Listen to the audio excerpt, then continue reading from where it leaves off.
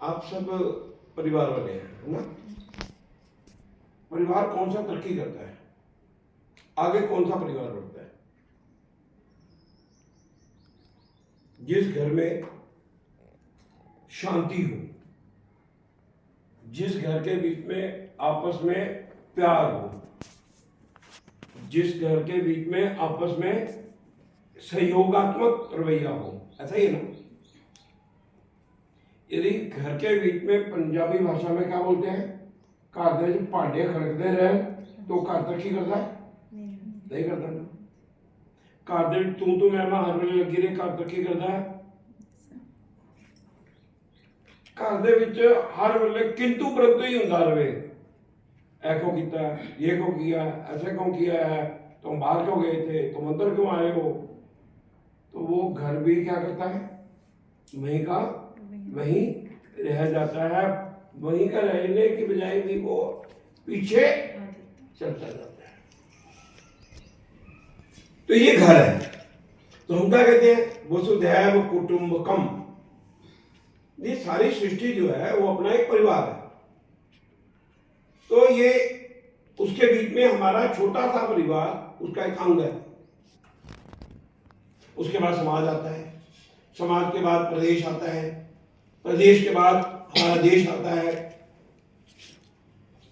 अब हमारा देश आगे बढ़े, फलदायक हो जाए, उसकी निर्भरता किसके ऊपर है? जल के ऊपर। पौधा कौन सा फल देता अच्छा? जो मजबूत हो, जिसको पानी अच्छा लगे, जिसको खाद मिलती रहे, जो प्रेम, जैसे आप प्रेम पूर्वक, तुलसी माता है ना, आप प्रेम पूर्वक क्या कहते हैं, तुलसी माता को जल चढ़ाते हैं, खाद देते हैं, और उसका एक पत्ता भी लेना है तो हम क्या कहते हैं, तुलसी माता, प्रार्थना करते हैं ना उनसे। हम ये जो पीपल का वृक्ष है, प्रार्थना करते हैं, नमस्कार करते हैं, लक्ष्मी का है उसमें। तो ये जो सारी जो प्रकृति है वो भी हमारा एक परिवार है। अभी 1000 साल हमने किसी ना किसी तरीके की गुलामी सही है, लेकिन हमारा कुछ भी कोई बिगाड़ नहीं सका। हमारी संस्कृति वहीं के वहीं रही, हमारा प्रेम वैसे का वैसा रहा, हमारे परिवार भी नहीं टूटे। अंग्रेज आए, कोई भी आए, अंग्रेजों ने जितना प्रयत्न करना था कर लिया, लेकिन हमारे परिवारों को वो नुकसान नहीं पहुंचा पाए। लेकिन जितना नुकसान आजादी के बाद परिवारों को हुआ है, शायद किसी भी विदेशी आकाओं के शासनकाल में नहीं हुआ। उसका आपने स्पष्ट देखा, शहीद आजम भगत सिंह हुए, उसके पिताजी, उसके चाचा जी, उसके सारा परिवार किसमें लगा हुआ है? आजादी की लड़ाई के बीच में लगा हुआ है, भारत देश को, भारत माता को आजाद करवाने में लगा हुआ है। अभी भी हम अपने इस उत्तर क्षेत्र को छोड़ देते हैं तो अभी साउथ वाला इलाका देखते हैं, तो वहां पर अभी जो भारत, नया भारत पिछले कुछ वर्षों से जो हम देख रहे हैं, उस नए भारत में क्या देखते हैं कि हमारी जो बहनें हैं, क्योंकि सबसे अधिक शक्तिशाली कौन होती है? औरत होती है।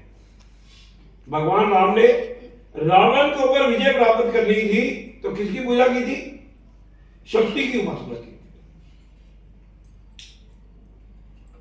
और आज कुछ लोग ऐसे ही बोल रहे हैं ना, बोलते हैं ना कि हमारी लड़ाई शक्ति के अगेंस्ट है, जो पूजा होती है उसके अगेंस्ट है।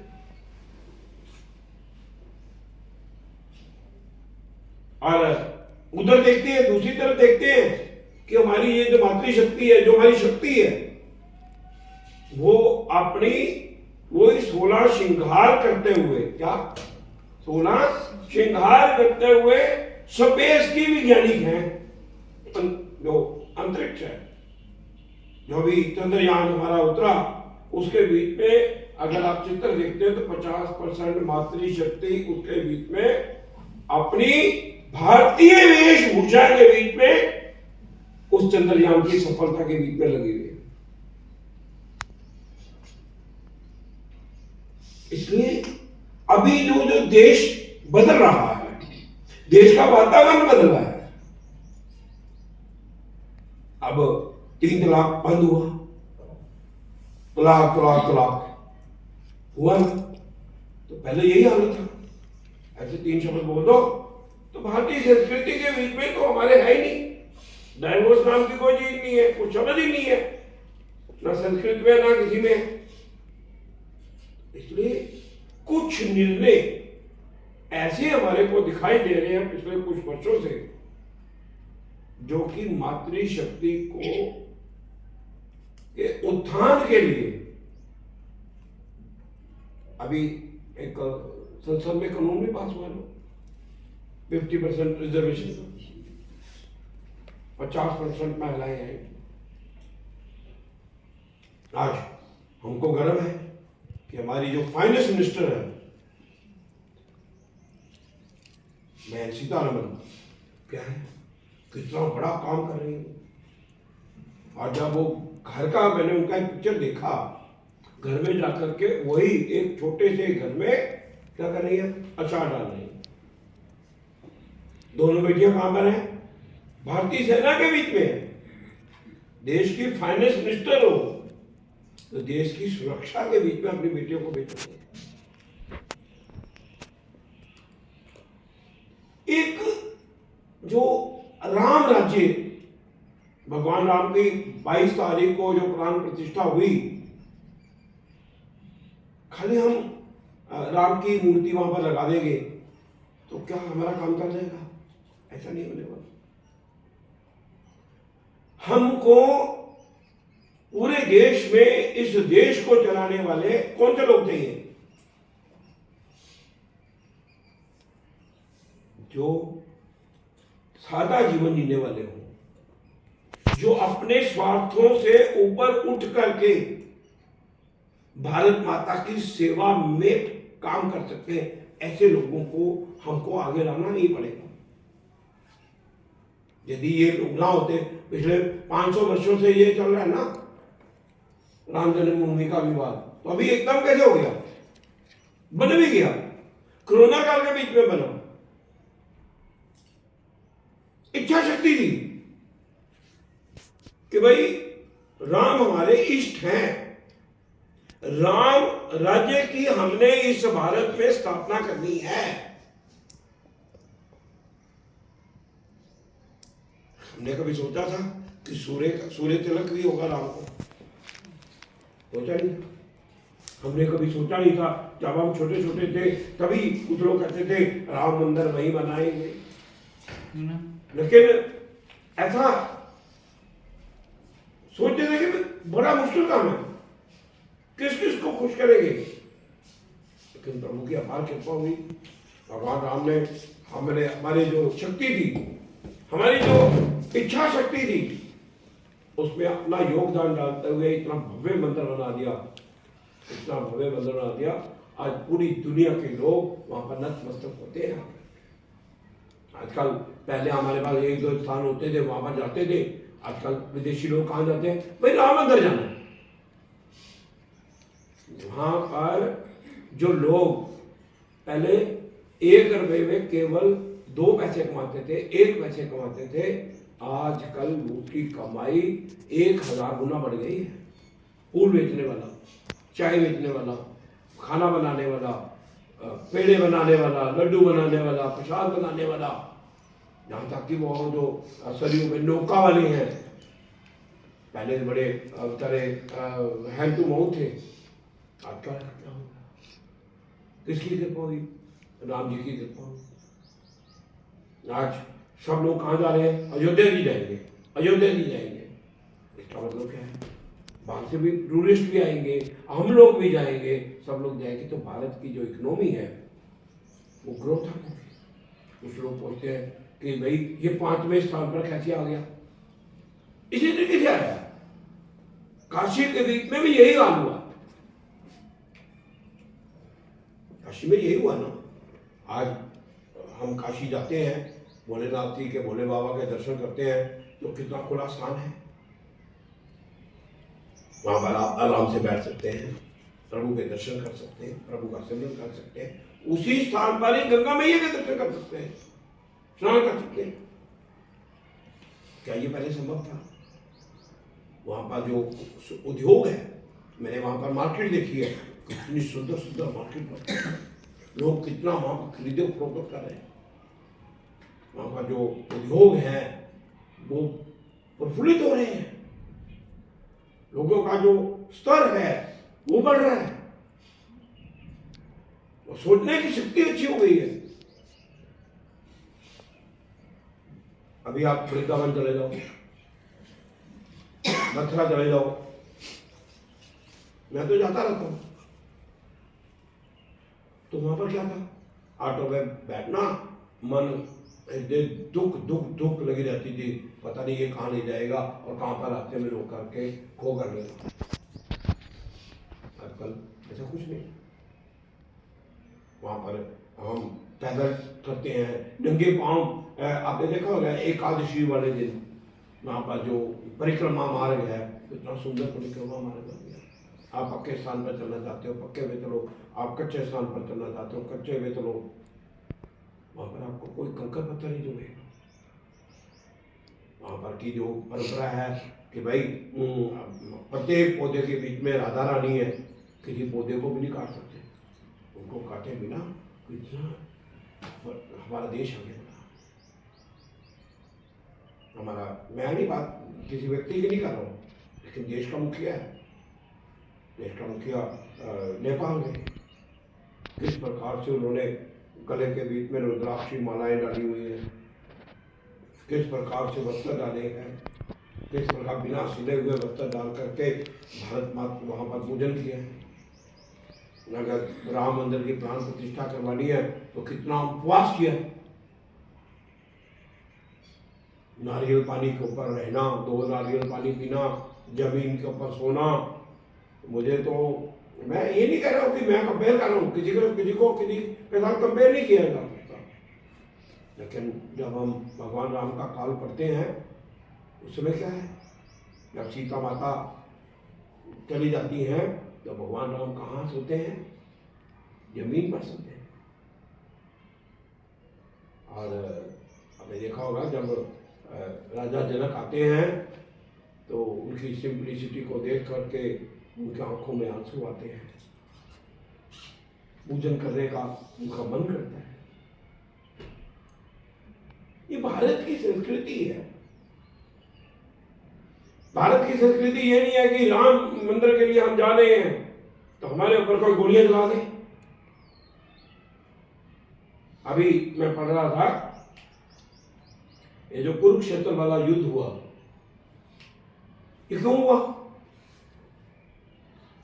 केवल जो कौरवों के राजा थे, कौन थे? धृतराष्ट्र, उनके आसपास कौन थे? दुर्योधन था, शकुनी था, जो उनके विनाश के लिए आए हुए थे, जो किसी भी अच्छी बात को लागू नहीं होने देना चाहते थे। हमने पूर्व प्रधानमंत्री को भी देखा अपने देश के, वो करना तो चाहते थे, लेकिन जो बैक फोर्सेस थी उनको आगे ही बढ़ने नहीं देती थी, उनको प्रधानमंत्री नहीं समझते थे। लेकिन कहते हैं कि संगत का असर होता है, जो आस पड़ोस है उसका असर होता है। कहते हैं ना, एक आधा दिन भी अगर अच्छे फल एक बुरे फल के साथ रख दिए जाए तो उसका असर हो जाता है ना, वो भी बुरा होने का हो जाता है। यही कोरोना काल में हुआ। क्या हुआ कि एक का असर दूसरे को, दूसरे का असर तीसरे को, तीसरे का असर चौथे को। आज भी भारत आगे बढ़ रहा है, भारत विकसित श्रेणी में जा रहा है, तीसरी बड़ी अर्थव्यवस्था बनने जा रहा है, बन भी गया होगा। जिस तरीके के लोग आ रहे हैं यहाँ पर, जितना टूरिस्ट आ रहा है यहाँ पर, जितना विज्ञान आगे बढ़ा है अपना, लेकिन क्या ये कुछ देश जो हैं वो भारत को आगे बढ़ता हुआ देखेंगे? नहीं देख सकते। तो इसलिए हम सबको ऐसा प्रयास करना है कि शकुनी जैसे, दुर्योधन जैसे, दुशासन जैसे लोग सत्ता के बीच में से दूर रहें, वो कहीं दोबारा से उस सिंहासन पर आ गए, नहीं तो काल होगा जो पहले होता है। आज भारत को गर्व है इस बात का कि वो किसी के आगे हाथ नहीं पसारता है, अपने बलबूते पर आगे बढ़ रहा है। बल्कि पूरी दुनिया को कोरोना से मुक्त करवाने में यदि किसी ने भरपूर योगदान दिया है तो भारत ने दिया है। भारत एक वैज्ञानिकों ने दवाई बनाई है। अगर आप हरिद्वार में चले जाओ, ऋषिकेश में चले जाओ, किसी भी तीर्थ स्थान, अभी देख लो यहाँ आप चले जाओ, 4 धाम की यात्रा भी आपने करनी हो, केदारनाथ, बद्रीनाथ, यमुनोत्री, गंगोत्री, आने वाले 1 वर्ष के बीच में आप देखना कि आप बड़े आराम से उस यात्रा को कर सकेंगे और पूरा वर्ष कर सकेंगे। अगर वैष्णो देवी जाना हो तो अब कितनी सुविधाएं होगी। अब तो वो ट्रॉली सिस्टम भी शुरू हो रहा है। पहले जो केवल अपना माता के मंदिर से लेकर के भैरव तक है, वो पूरा नीचे तक आता है। हमारे जैसे बूढ़े लोग भी जो चल नहीं सकते होंगे, तो यहाँ की इनका भाई साहब का सहारा लेके चलते होंगे, वो भी आराम से जा सकते हैं। माँ का पुण्य, माँ का प्रताप, आज कितने हम खुश नसीब हैं कि पहले परवर सिस्टम होता था यहाँ पर लखनपुर में, आज क्या है? कोई परवर सिस्टम नहीं, कोई दो ध्वज नहीं, कोई कुछ नहीं, भारतीय तिरंगा झंडा ही सबका है ना? तो इतनी जल्दी क्यों संभव हो पाया? जरा विचार करो ना आप लोग। राम मंदिर बन गया, धारा 370 खत्म हो गई, 3 तलाक समाप्त हो गया, भारत के जितने हमारे संस्कृति को महत्व देने वाले तीर्थ स्थान है वो क्यों प्रफुल्लित हो गए? विचार करना पड़ेगा। आज माताएं बहनें सुरक्षित हो रही है। आज वो लोगों का ध्यान करो, मैं चला गया किसी जगह पर तो सब जगह लिखा है ये केंद्र की हाउस, घर बनाने की योजना, घर की योजना, घर की योजना। एक मैं 3 साल पहले किसी गांव में गया तो वहां के 8-10 गांव में ही 250-300 नए घर प्रधानमंत्री योजना के तहत बने। जो लोग पहले उनको अस्थमा हो जाता था, फूके मार मार के आज गैस जगह पहुंच गए, शुद्ध जल पहुंचा।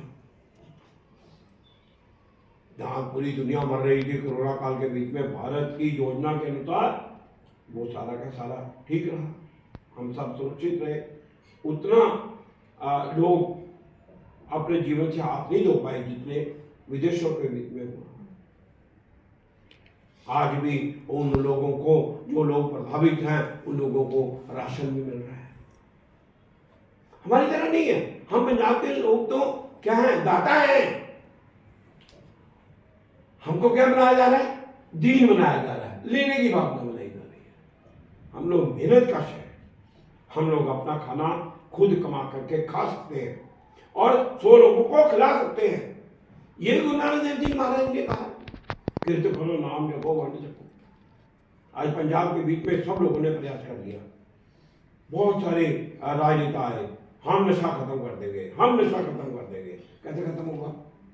अगर हम लोग मेहनती नहीं है, सारा दिन सोते हैं, ताश खेलते हैं, 12 टानियां खेलते हैं, तो हमको रात को नींद आएगी? हम हल चलाएं, हम मेहनत मजदूरी करें, अपनी रोटी कमा करके खाएं। हमको चिंता होनी चाहिए कि आटा लाना है, दाल लानी है, चीनी लानी है। मुफ्त में तो भगवान ने कहा है कि तुमको मैंने शरीर दिया है, अंग प्रदान किए हैं। जो नारदेव जी ने तो पूरे दशानुआ की कमाई वाले गलबात की थी। उन्होंने ये नहीं किया हराम की कमाई खाओ, कहा है कि वो दूध, रोटी में से दूध निकलना चाहिए, खून नहीं निकलना चाहिए। आज स्कूलों के बाहर भी ठेके खोल दिए गए। पंजाब पूरी तरह, यहाँ देख रहे हैं हम नशे का कितना जोरदार व्यापार हो रहा है। मैं तो हैरान था, एक जब मैंने नया नया मैं यहाँ घूमा तो मैंने कहा ये कोई सुनहरे की दुकान है या कोई बजाजी की दुकान है। जब मैंने निकटतम जाकर देखा तो देखा कोई शराब की दुकान है। पहले आप देखा करते थे, आपको याद होगा कि शराब की दुकान अंधेरे में हुआ करती थी, वहां पर लाइटें नहीं होती थी, 25 वाट का बल्ब जलता था वहां पर। लोग उसमें शराब चोरी से पीते थे, आजकल शान शौकत से पीते हैं। ऐसे सजा के रखे हुए हैं, कहते क्या हो रहा है, और कहना ये कि यही तो हमारी अपना इकोनॉमी है। अरे हमारे हड्ड पैर तोड़ दोगे, हमारे हमको विकलांग कर दोगे नशे के कारण, तो क्या आप आगे बढ़ सकेंगे? नहीं बढ़ सकते। इसलिए हम सादा खाना खाएं, हम अच्छा खाना खाएं, और देश की तरक्की के बीच में हमारा योगदान क्या हो सकता है? हम राष्ट्र हित के लिए काम करने वालों को आगे बढ़ाने के बीच में अपना योगदान दें। ये लोकतंत्र का एक बहुत बड़ा महाकुंभ होने वाला है। शुरू हो चुका, 2 उसके हो चुके हैं, लेकिन बदकिस्मती ये है कि हम लोग उसमें भी स्नान नहीं करते हैं जा करके। हमारे आस पास कुंभ घूम रहा है, गंगा आ रही है, जमुना आ रही है, सरस्वती आ रही है, गोदावरी आ रही है, सब नदियां आ रही है, हमारे पास पहुंच रही है, फिर भी हम क्या कहते हैं, हम सोए रहेंगे। चलो यार तुम स्नान कराओ, मैं घर में सो रहा हूं, या मैं घूमने चला जाता हूं, 2 छुट्टियां आ गई हैं। वोट तो डालना मेरा काम नहीं है, सरकार बनती देगी, मुझे क्या लेना देना है, मैं तो रोटी कमा के खा रहा हूं, मुझे देश से कुछ नहीं लेना देना। तो ये जो भावना है ये बड़ी भयंकर रूप धारण कर सकेगी। विदेशी ताकतें एक बार फिर इस देश को गुलामी की जंजीरों में बांधने के लिए तत्पर है। हमारी जो तरक्की हो रही है उसके बीच में प्रत्येक तरीके की बाधा डालने का प्रयास किया जा रहा है। आप देखो, आप किसी भी प्रदेश से पंजाब आना हो, हमारा एक अंबाला वाला बॉर्डर है, कैसे सील किया हुआ है, हम बसें नहीं जाने देंगे, हम ट्रेनें नहीं जाने देंगे।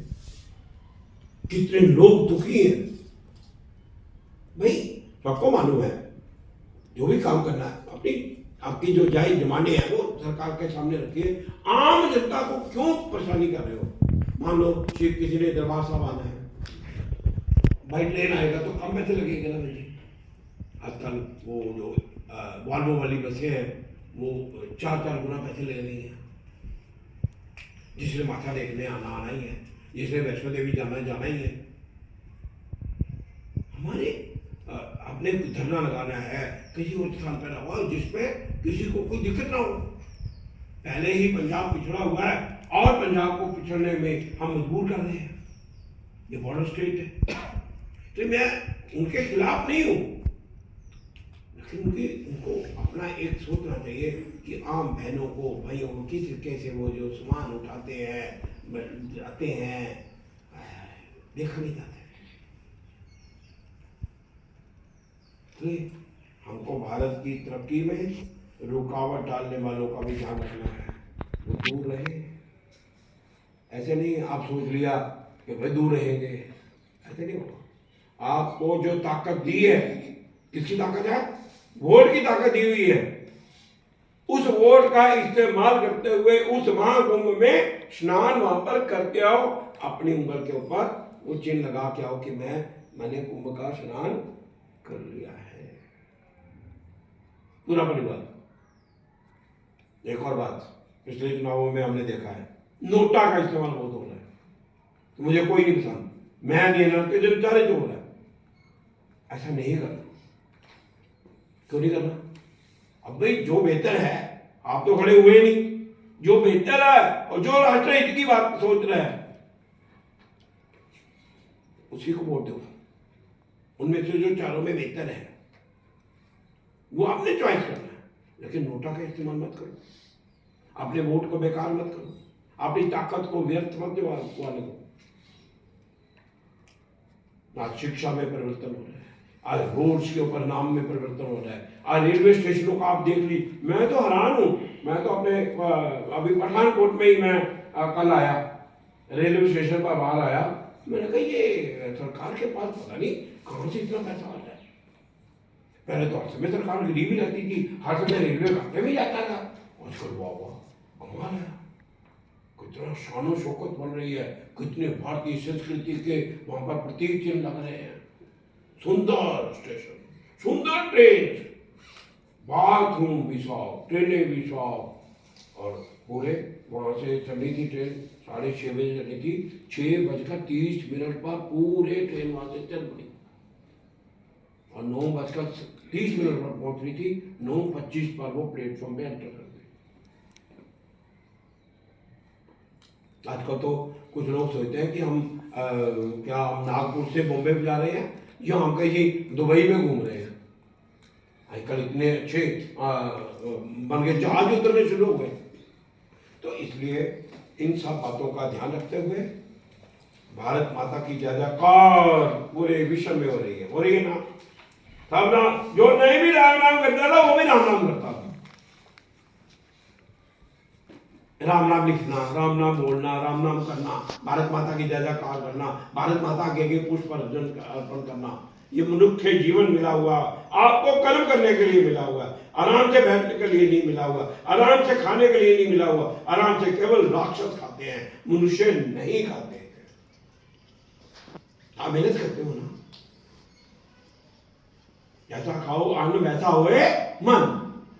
तो हमको मेहनत का क्षण, हम किसी के बहकावे में आकर के अपना वोट बेचेंगे नहीं। हम चंद सिक्कों की खातर, हम चंद सहूलतों की खातर अपनी भारत माता का सौदा नहीं करेंगे। मत सोचना। आपको याद होगा हमारे देश का संविधान में अटल बिहारी वाजपेयी जी प्रधानमंत्री थे, उनके पास एक सिर कम हो गया तो उनको क्या करना पड़ा? रिजाइन करना पड़ा, दोबारा चुनाव होगा। तो जरा ध्यान करो, चुनावों में के बीच में कितना खर्च होता है, वो खर्च कहाँ से होता है? कोई कुबेर तो नहीं देखे जाता ना, आपकी जेबों से वो पैसा जाता है।